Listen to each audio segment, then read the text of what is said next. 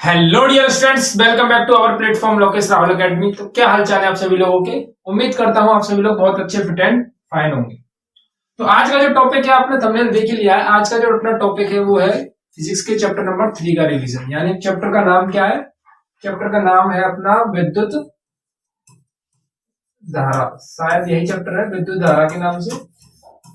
ठीक है, तो आज इस टॉपिक को अच्छे से रिवाइज करने वाले हैं। ज्यादा टाइम नहीं लेंगे, शॉर्ट नोट्स तैयार किए हैं, ज्यादा डिफिकल्ट नोट्स भी तैयार नहीं किए अपन ने। तो शॉर्ट नोट्स तैयार किए जिसमें अपन जो कुछ भी है अच्छी तरीके से रिवाइज कर लेंगे और कोई दिक्कत नहीं आएगी। ठीक है, करते हैं शुरू। वीडियो को कोई भी स्किप मत कीजिएगा, ज्यादा टाइम का वीडियो नहीं है, लगभग 20 मिनट का ही कंप्लीट शॉर्ट तैयार हो जाएगा अपना। ठीक है, इससे आपका रिविजन भी बेहतर हो जाएगा। और कोई भी डाउट अगर आपको आता है तो मुझे कमेंट करके बता दीजिएगा। ठीक है, देखिए सबसे पहला टॉपिक क्या है अपना। सबसे पहला टॉपिक है सर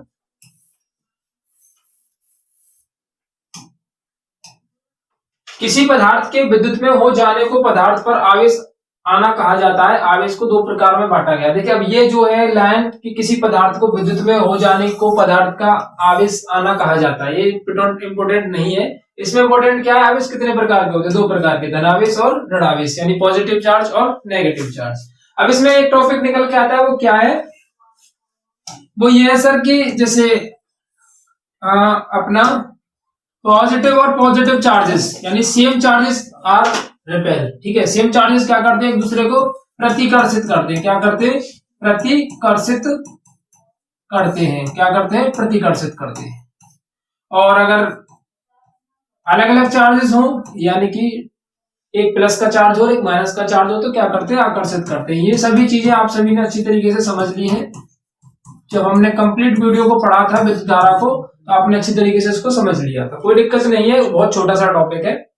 ठीक है, पदार्थ पर इलेक्ट्रॉनों की कमी से, ये लाइन इंपोर्टेंट है सर, ये लाइन सर इंपोर्टेंट है, इंपोर्टेंट लाइन है ये, समझते हैं इसको। ठीक है, पदार्थ पर इलेक्ट्रॉनों की कमी से धन आवेश तथा अधिकता से ऋण आवेश आ जाता है। यानी कि अगर किसी पदार्थ पर इलेक्ट्रॉन ज्यादा हो जाते हैं, ठीक है, यदि पदार्थ पर इलेक्ट्रॉन की कमी है, यानी किसी पदार्थ पर इलेक्ट्रॉन कम हो जाते हैं, तो उसको क्या बोलते हैं? उसको धनावेश बोलते हैं। यानी कि इस पर अगर इलेक्ट्रॉन्स कम हो गए सर, तो उसको बोलते हैं धनावेश। तथा अधिकता हो गई, यानी कि इलेक्ट्रॉन्स ज्यादा हो गए उस पर, यानी कि इलेक्ट्रॉन्स ओवर है उसके पास में, तो उसको बोलते हैं अपन लोग, क्या होते हैं? अधिकता हो जाती है तो क्या हो जाता है? वो ऋणावेश, यानी नेगेटिव चार्ज आ जाता है उसके पास। क्या होता है? नेगेटिव। ठीक है, और ये क्या हो जाता है सर? Positive charge. क्या बोलते हैं इसको? पॉजिटिव। ठीक है, चलिए अब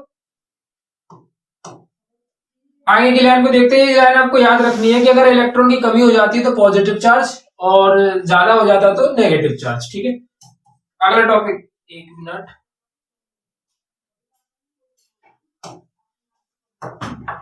चलिए।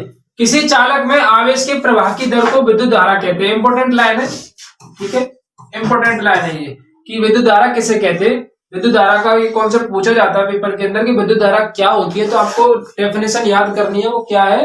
किसी चालक में आवेश के प्रवाह की दर को विद्युत धारा कहते हैं। यह एक क्या है? अदिश राशि है। ये इंपोर्टेंट है इसके लिए। ठीक है, ये इंपोर्टेंट है, ये इंपोर्टेंट है सर। ठीक है, ऑब्जेक्टिव टाइप क्वेश्चन है, अदिश राशि। ठीक है, अदिश राशि और सदिश राशि दो तरीके की अपनी क्वांटिटीज, मतलब क्वांटिटीज होती है, राशियां होती हैं। लेकिन अब ये डिस्कस करने का समय नहीं है, क्योंकि अपन लोग सिर्फ उस टॉपिक को पढ़ेंगे जो हमारे लिए जरूरी है। ठीक है, किसी चालक में आवेश की प्रवाह की दर को, ठीक है, विद्युत धारा कहते हैं। यह क्या है? एक अदिश राशि है जिसका मात्रक क्या है सर? एम्पियर होता है। क्या होता है? एम्पियर होता है। फॉर्मूला क्या होता है? आई बराबर क्यूब अपॉन टी।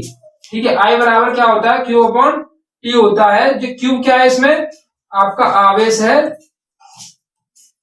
और टी क्या है? समय है। टी क्या है सर?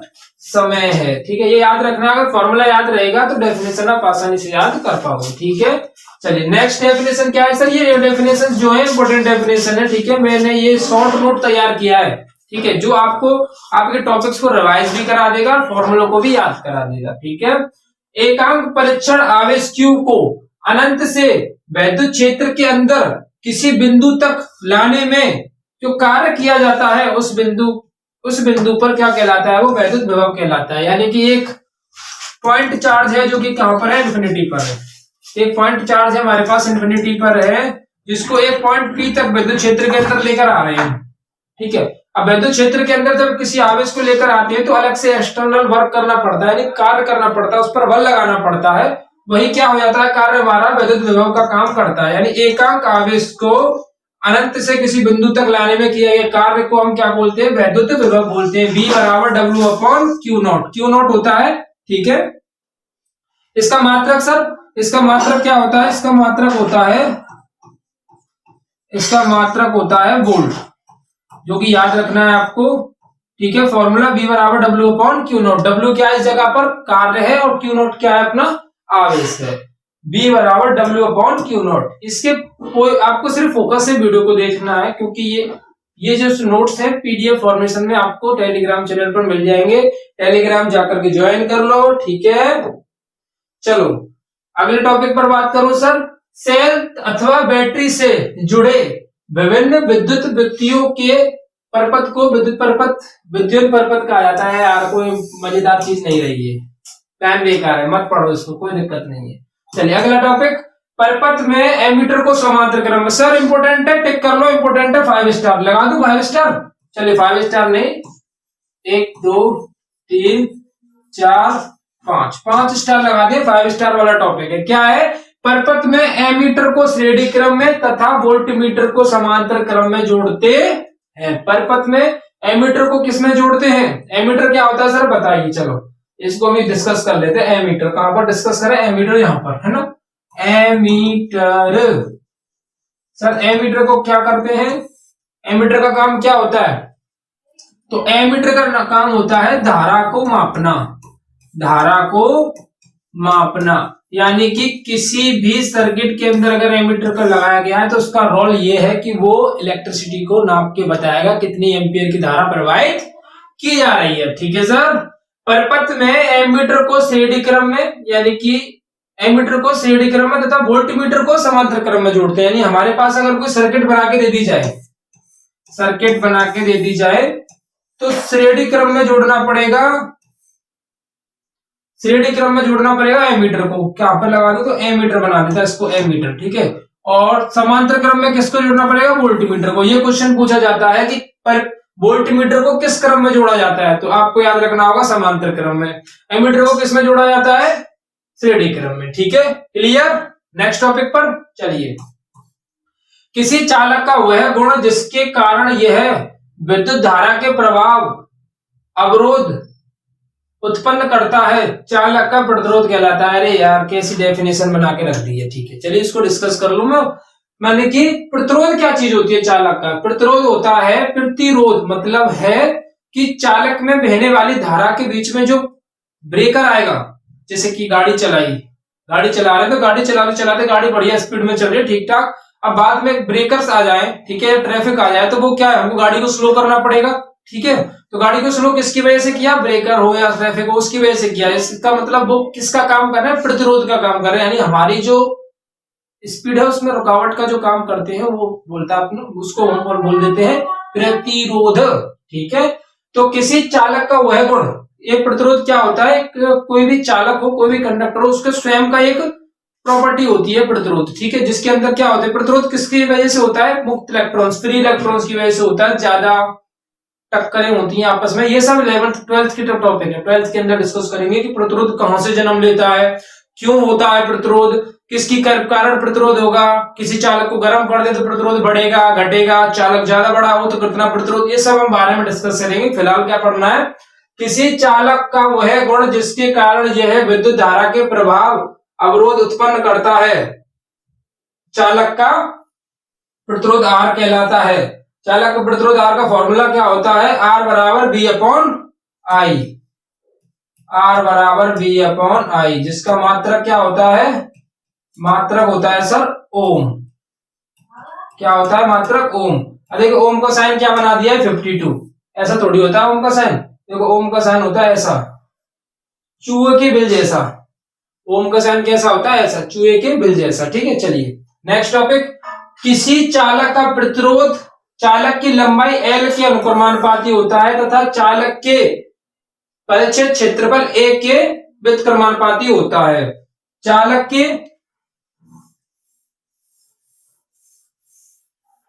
इसको मिटा देता हूं मैं, ठीक है, हाँ, अब देखो किसी चालक का प्रतिरोध, चालक की लंबाई यानी प्रतिरोध क्या हमारा, देखिए फॉर्मूला कैसे बनाना है, ठीक है, फॉर्मूला कैसे बनाना है, चालक का प्रतिरोध R, ठीक है, चालक का प्रतिरोध चालक की लंबाई के अनुक्रमानुपाती, चालक की लंबाई के अनुक्रमानुपाती, अनुक्रमानुपाती यानी सामने एकदम, ठीक है, चालक के परिचय क्षेत्रफल के व्युत्क्रमानुपाती, व्युत्क्रमानुपाती का मतलब होता है सर उसके नीचे लगा दो, ठीक है।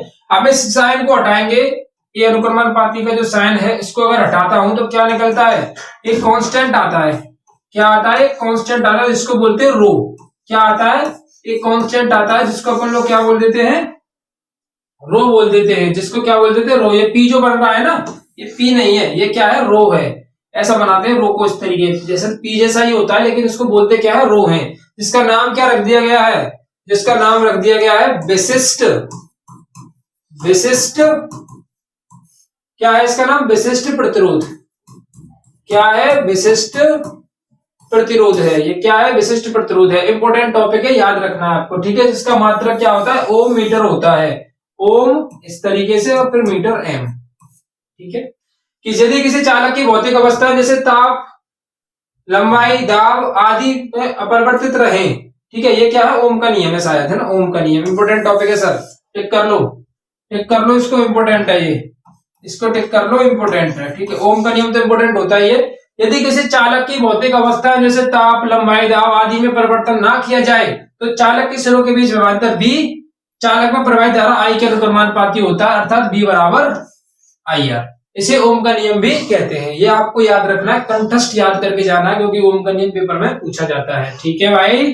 चले तो आगे की ओर चले, चलिए आगे की ओर। सर ये रहा, ये क्या है, ये तो कुछ और ही बना के दे दिया, चलो इसको मैं अपन लोग डिस्कस कर लेते हैं। ये सर सीरीज, सीरीज का मतलब होता है श्रेणी क्रम, श्रेणी क्रम।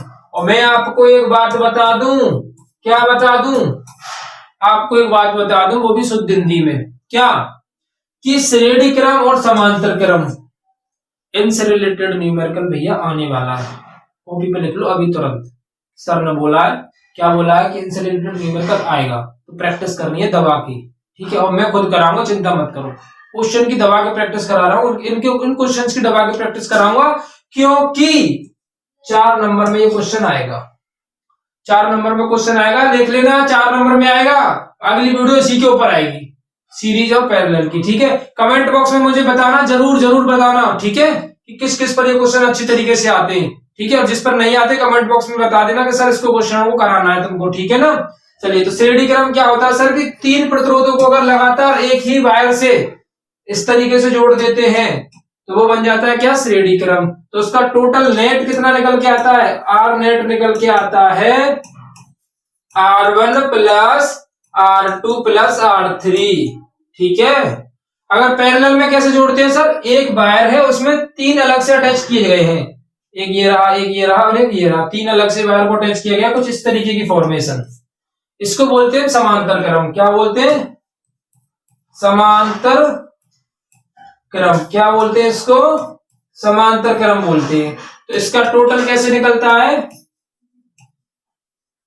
Are net 1/R1 plus 1/R2 plus 1/R3, ठीक है। R net, R 1/R net is equals to 1/R1 plus 1/R2 plus 1/R3, इस तरीके से इसका निकलेगा। इसके क्वेश्चंस करेंगे हम, कमेंट बॉक्स में जरूर मुझे बताइएगा, ठीक है ना, कि आप पर क्वेश्चन होंगे कि नहीं होंगे। और अगली पे एक वीडियो लेकर आऊंगा मैं, चिंता मत करो, इसका रिवीजन का लास्ट चैप्टर बचा है, उसको खत्म कराने के बाद अपन लोग एक ऐसी वीडियो लेकर आने हैं जिसके लिए आपको सबसे ज्यादा, मतलब जिसका जरूरी आपको सबसे ज्यादा है। वो कौन सी वीडियो होने वाली है, वो वीडियो होने वाली है कि न्यूमेरिकल्स को सॉल्व करना कैसे सीखे, यानी आप न्यूमेरिकल को सॉल्व करना चुटकियों में सीख जाओगे, देख लीजिएगा।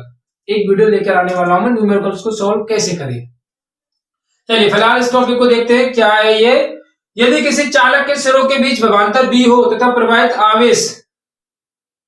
प्रवाहित आवेश Q हो तो विद्युत ऊर्जा, ये सब 3-4 फॉर्मूले हैं जो आपको याद रखने हैं। एक तो है W बराबर VQ है, एक W बराबर VIT है, एक W बराबर क्या है ये I²RT है, ठीक है। इन सबको आपको याद रखना है, इनका मात्रक क्या निकलेगा, जूल, क्या निकलेगा, जूल। इसका विद्युत मात्रा क्या होता है, इसका जूल। ये आपको रट्टा मार लेना इन फॉर्मूलों का, ठीक है। चलिए, कोई दिक्कत नहीं है तो आगे की तरफ बढ़ते हैं इसी के साथ। तो वीडियो को लाइक कर दीजिएगा अगर अभी किसी ने भी वीडियो को लाइक नहीं किया है तो। वीडियो को लाइक नहीं किया है तो गलत बात है, वीडियो को लाइक करो जल्दी से फटाफट, ठीक है। और जो चैनल पर नए हैं चैनल को सब्सक्राइब कर लीजिए, बार बार कहना अच्छा नहीं लगता मेरे भाई। चलिए, अगला टॉपिक क्या है, ओके, क्या है अगला टॉपिक, विभिन्न विद्युत उपकरण जैसे कि विद्युत बल्ब, यानी कि जो अपना लट्टू होता है घर में सब। विद्युत बल्ब देखा है आपने, सूर्य सब बचपन में, मतलब अपने कुछ सालों पहले, अब तो सभी घरों में एलईडी वेलईडी लगी हुई है, लेकिन पहले आपने देखा हो तो पीला पीला सा जलता था, कांच में काफी बड़ा, मतलब 100 वाट का बल्ब होता था वो। अब तो 100 वाट की पूरे घर में एलईडी भी नहीं होंगी, 9 वाट 7 वाट की एलईडी होती है। तो विद्युत बल्ब के उपकरण क्या होते हैं, विद्युत उपकरण क्या होते हैं, जैसे कि विद्युत बल्ब देखा होगा, विद्युत ऊष्मक, पता नहीं क्या होता है यार, हाँ हीटर होता है शायद है। चलिए, विद्युत स्त्री, स्त्री वो वाली स्त्री नहीं, फिल्म वाली स्त्री नहीं, स्त्री प्रेस करने वाली स्त्री, इसको हम प्रेस बोलते हैं, ठीक है, या प्रेस। विद्युत फ्यूज होते हैं आदि विद्युत धारा के उसमें प्रभाव पर कार्य करते हैं, उसमें इफेक्ट यानी heating effect. Sir heating effect क्या होता है बताइए, उसको जरा एक्सप्लेन करो, इस हीटिंग इफेक्ट क्या होता है, बताऊं उसको हीटिंग इफेक्ट को। चलिए 2 मिनट के लिए आप सुन लो जरा, 2 मिनट नहीं 1 मिनट लूंगा मैं हीटिंग इफेक्ट को क्लियर करने में। क्या होता है हीटिंग इफेक्ट, चलिए, जैसे कि अपन लोगों ने, गर्मी का सीजन है, ठीक है, गर्मी हो या सर्दी हो कोई भी टाइम हो, हीटिंग इफेक्ट तो हर समय पर रहता है। जैसे हमने पंखा चलाया घर में, ठीक है, अब पंखे को क्या किया अपन लोगों ने, चालू कर दिया और 2 घंटे तक चलने दिया, 3 घंटे तक चलने दिया, तो क्या देखते हैं, हवा तो आ रही है भाई, मजा आ रहा है, एकदम आनंद आ रहा है हवा में अच्छी तरीके से। लेकिन आप उस पंखे को जाके उसको टच करोगे तो क्या वो पंखा, मतलब पूरे उसका जो कॉइल होती है पूरी अच्छी तरीके से ठीक ठाक गर्म हो जाती है, एकदम गर्म हो जाती है कि नहीं हो जाती है। इसी को बोलते हैं इलेक्ट्रिसिटी का हीटिंग इफेक्ट, यानी इलेक्ट्रिसिटी काम तो कर रही है, घूम रहा है पंखा अच्छी तरीके से, हवा आ रही है अच्छी तरीके से, लेकिन कुछ जो एनर्जी है वो किस में जा रही है, उसको गर्म करने में वेस्ट हो रही है, क्योंकि वो गर्म भी तो हो रहा है, चलते चलते गर्म हो रहा है कि नहीं हो रहा, किसकी वजह से हो रहा है, वो इलेक्ट्रिसिटी की वजह से हो रहा है। तो इसी को बोलते हैं विद्युत धारा का उसमें प्रभाव, जो उसमें आपको अलग से, जैसे और मैं बात करूं जैसे हीटर होते हैं, तो हीटर को चलाते तो उसमें से आग निकलती है ना, धीरे धीरे आग निकलती है, तो वो क्या है, हीट तो निकल रही है। विद्युत बल्ब हो गया, विद्युत बल्ब को जलाओ 1 घंटे 2 घंटे तक जलने के बाद पूरा जो कांच होता है वो क्या हो जाता है, गर्म हो जाता है, इसी को बोलते हैं हीटिंग इफेक्ट। यानी कि विद्युत की वजह से कोई भी उपकरण जो हीट उत्पन्न, यानी कि जो हीट को निकालता है उसी को हम विद्युत बल्ब कहते हैं, सॉरी विद्युत हीटिंग इफेक्ट कहते हैं, विद्युत का उसमें प्रभाव कहते हैं, ठीक है। चलिए, विद्युत फ्यूज परिपथ में लघु पतन आदि होने के कारण, अधिक धारा बहने के कारण जलकर परिपथ को तोड़ देता है, जिससे घर के उपकरण खराब होने से बच जाते हैं। सर ये समझाओ कि ये साला विद्युत लघु पतन क्या होता है, ठीक है। अगर मैं इसकी हिंदी में बात करूं तो ये विद्युत लघु पतन हो गया। अगर मैं इसको इंग्लिश वर्ड में बोलूं तो क्या होते हैं इसको, क्या बोलते हैं इसको, सर शॉर्ट सर्किट बोलते हैं शायद इसको इंग्लिश में, ठीक है।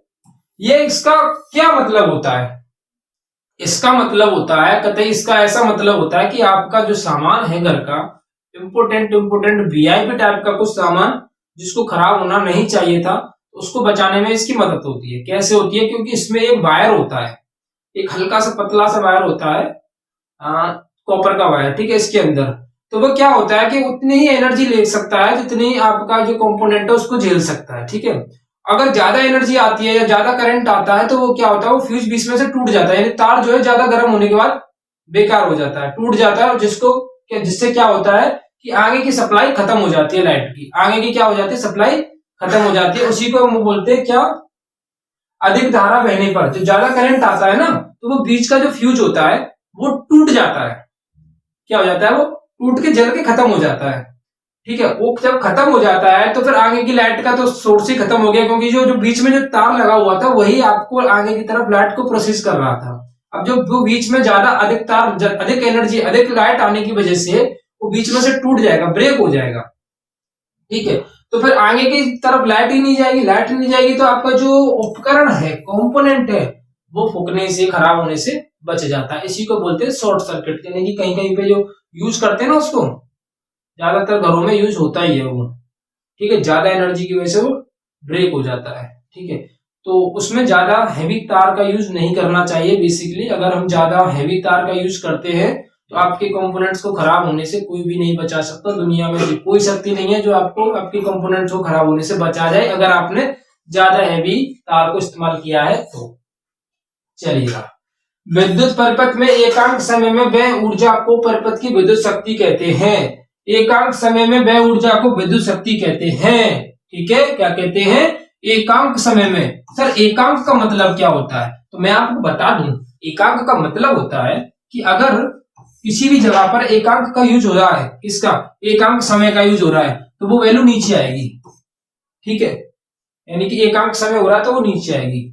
व्यय ऊर्जा, ऊर्जा क्या होती है? डब्ल्यू, फॉर्मूला बन गया सर, P बराबर डब्ल्यू अपॉन टी, इसको बोलते हैं विद्युत शक्ति। P बराबर डब्ल्यू अपॉन टी, मात्रक वाट, क्या होता है? वाट होता है। अब ये सब फॉर्मूले अपने डिराइव करे हुए हैं। P बराबर होता है आई वी, P बराबर होता है, क्या लिख रहा है जगह पर? आई स्क्वायर आर, और P बराबर होता है बी स्क्वायर अपॉन आर। ये सब फॉर्मूलेस क्या है? डिराइव करे हुए हैं। डब्ल्यू की जगह पर वैल्यूज पुट करते चलिए और आंसर निकलते हुए चलेंगे। तो अगर कोई भी वैल्यू कोई भी टॉपिक में अगर एकांक लिखा हुआ है, कहाँ लिखा हुआ है भैया? एकांक लिखा हुआ है, तो उसको नीचे की तरफ लिखेंगे और बचे हुए हिस्से को ऊपर की तरफ लिखेंगे। फॉर्मूला बनके तैयार हो गया और अपन लोग को याद भी हो गया। ठीक है, चलिए, इसका मात्रक सर वाट भी होता है और जूल प्रति सेकंड भी होता है। अच्छा सर, विद्युत धारा के कुछ यूनिट्स क्या है? ये विद्युत धारा का व्यापारिक मात्रक यूनिट बीटीयू या किलोवाट घंटा होता है। 1 किलोवाट घंटा सर, इसको याद रखना है आपको, 3.6 इंटू 10 टू दी पावर 6 है, 10 टू दी पावर 6 है ये। ठीक है, 3.6 into 10 to the power 6 joule. घरों में व्यय विद्युत ऊर्जा की माप यूनिट में की जाती है। जो घरों में हम यूज करते हैं लाइट का, वो किस में यूज करते हैं? यूनिट में। सर आज 10 यूनिट का बिल बन गया है, आज 20 यूनिट का बिल बन गया है, महीने में 200 यूनिट का बिल बन गया। केजरीवाल की सरकार ने 200 यूनिट का बिल फ्री कर रखा है। तो इसी तरीके से किस में यूज कर रहे हैं? 200 यानी यूनिट में यूज कर रहे हैं अपने, इसको नापने के लिए, विद्युत ऊर्जा की माप के लिए इसको यूज कर रहे हैं, यूनिट में यूज कर रहे हैं। यूनिटों की संख्या कैसे निकालते हैं? वोल्ट गुणा एम्पियर गुणा घंटे अपॉन में 100। वोल्ट कितने वोल्ट है, एम्पियर कितनी धारा प्रवाहित हो रही है, और गुणा में है सर आपके घंटे अपॉन में 1000।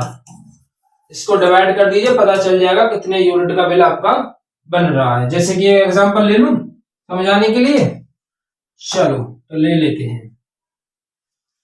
आप एक फॉर्मूला और होता है यूनिटों की संख्या, यानी कि यूनिटों की संख्या इज इक्वल्स टू वाट गुणा घंटे अपॉन में 1000। ठीक है, यही होता है। चलिए यूज करें इसको। अच्छा, कैसे यूज करना है? जैसे कि हमारे पास 100 वाट का एक बल्ब है। ठीक है, कितने वाट का बल्ब है? 100 वाट का बल्ब है। हमने कितनी देर तक जलाया है सर? लगातार 10 घंटे तक जला लिया। काट देंगे तो कितना बन जाएगा? 1 यूनिट बन जाएगा। इसका मतलब ये हुआ कि अगर आप 100 वाट के बल्ब को लगातार 10 घंटे तक जलाओगे तो वो 1 यूनिट एनर्जी को लॉस कर देगा, यानी आपका जो बिल है 1 यूनिट और बढ़ जाएगा। ठीक है, अगर मैं कहूं कि सर 500 वाट का कोई उपकरण है जिसको आपने 4 घंटे चला दिया, डिवाइड बाई 100 कर दो, सॉरी 1000 कर दीजिए, 0 0 0, सॉरी 1 0 कटेगा ना, ये थोड़ी आएगा, ये लो 1 2 3, 2 0 से 2 0 कैंसिल, 5 दूनी 10, 2 दूनी 4, तो सर 2 यूनिट बन जाएंगे। मात्र 4 घंटे में 2 यूनिट बना के तैयार कर देगा। अगर 500 वाट का आप कोई भी इलेक्ट्रॉनिक उपकरण यूज करते हो तो सर इसी के साथ में हमारा जो लेक्चर है यहीं पर होता है खत्म। चैप्टर नंबर 3 के जो मोस्ट इंपोर्टेंट थ्योरी होनी चाहिए थी और जो टॉपिक्स जिसको डिस्कस करने वाले थे हम, वो हमने कर चुके हैं और खत्म हो चुका है। अगर आपको कोई भी और चीज की डिमांड है कि सर क्या इंपोर्टेंट होना चाहिए, किस टॉपिक को मैं आपको एक्सप्लेन करूं या समझाऊं, तो आप मुझे कमेंट बॉक्स में कमेंट करके बता सकते हो। और जिस किसी ने भी अभी तक वीडियो को लाइक नहीं किया है भाई मेरे, अब कब लाइक करेगा? वीडियो पूरी खत्म होगी, लेक्चर पूरा खत्म हो गया, इसका कुछ तो ख्याल कर मेरा। तो आपको क्या करना है, वीडियो को लाइक करना है, चैनल को सब्सक्राइब कर लेना अगर चैनल पर आप नए हैं तो, ठीक है। और इसको खत्म करने के बाद, रिवीजन को खत्म करने के बाद शॉर्ट क्वेश्चंस यानी कि जो इंपोर्टेंट क्वेश्चन होने चाहिए उन पर वीडियो लेकर आ रहा हूं। जो मोस्ट इंपोर्टेंट है यानी 4 नंबर का जो क्वेश्चन पूछा जाता है हर साल, उसी के ऊपर डिस्कस करने वाले हैं। तो मिलते हैं अगले वीडियो में। और जिस किसी ने पुरानी जो प्रीवियस वीडियो नहीं देखी है, यानी फर्स्ट चैप्टर की नहीं देखी है, सेकंड चैप्टर की नहीं देखी है, जाकर के देख लो भाई, ज्यादा समय नहीं बचा है। आपका जनवरी भी लगभग आधा सा होते हुए जा रहा है और धीरे धीरे पेपर नजदीक आ गई है, ठीक है। मिलते हैं अगले वीडियो में। और जो कुछ भी आपको चाहिए या आपको अगला कुछ प्रोसीजर आपको फॉलो करना है, या कि सर हमको ये करा दीजिए, हमको वो करा दीजिए, मुझे कमेंट बॉक्स में बता दीजिएगा, ठीक है।